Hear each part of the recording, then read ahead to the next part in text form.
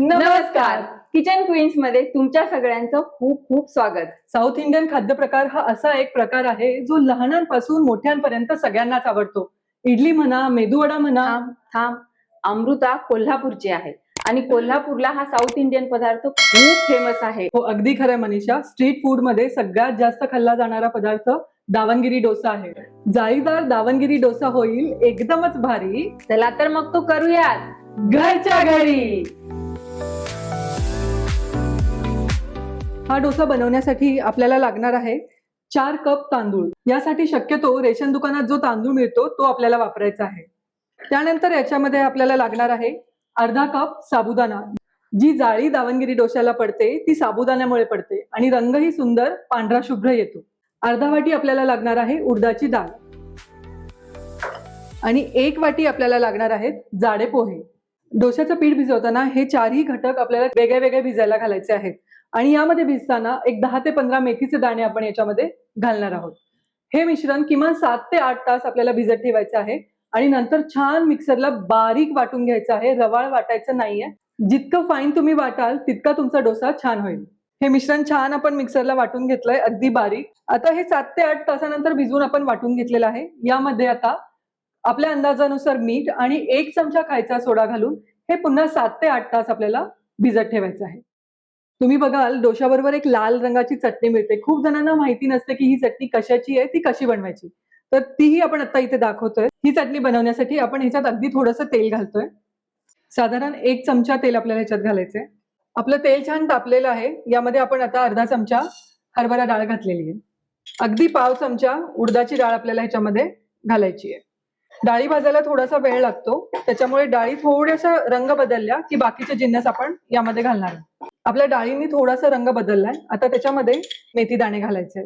हे छान मिक्स करून घ्यायचं. मेथी दाणे थोडेसे भाजले गेले की आता आपल्याला याच्यामध्ये घालायचं आहे कढीपत्ता. कढीपत्त्याची 7-8 पानं बास होतात. आता यामध्ये आपण घालणार आहोत 2 चिरलेले टोमॅटो. आपले टोमॅटो छान भाजतायत. त्याच्याबरोबर आपल्याला घालायचं आहे 10-12 पाकळ्या लसूण आणि 1 इंच आल्याचा तुकडा.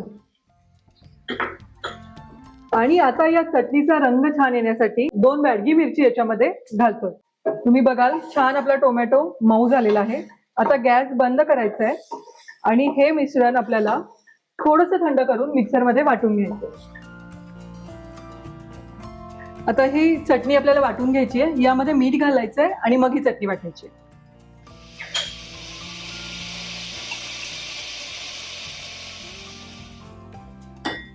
छान ही चटणी आपली ग्राइंड झालेली आहे आणि आपण जी मिरची घातली आहे त्याने कलर ही सुंदर आलेला आहे. याला ही चटणी खूप अशी घट्टसर नाही आणि खूप पातळ नाही, मध्यम असते.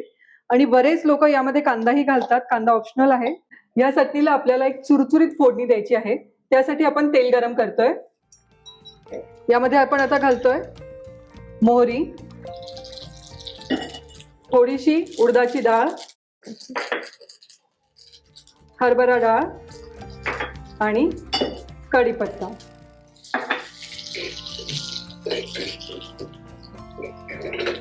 हे छान तडतडलं की यामध्ये आपल्याला घालायचं आहे 1 चुटकीभर हिंग. हिंग आपण सगळ्यात शेवटी घालतोय कारण की त्याचा वास छान येतो. हे छान आपल्याला मिक्स करून घ्यायचंय. जे आपण पीठ वाटून सोडा आणि मीठ घालून ठेवलं होतं ते छान आता फुलून आलेलं आहे. तुम्ही बघू शकता. आता याचे आपल्याला डोसे लावायचे आहेत. साधारण 6-7 तास ठेवलं. हो लागतं. उन्हाळा असेल तर पटकन होऊन जातं मनीषा. थंडीतच थोडा जास्त वेळ लागतो. आपला तवा छान तापलेला आहे. आता आपल्याला हा डोसा याच्यावरती घालायचा.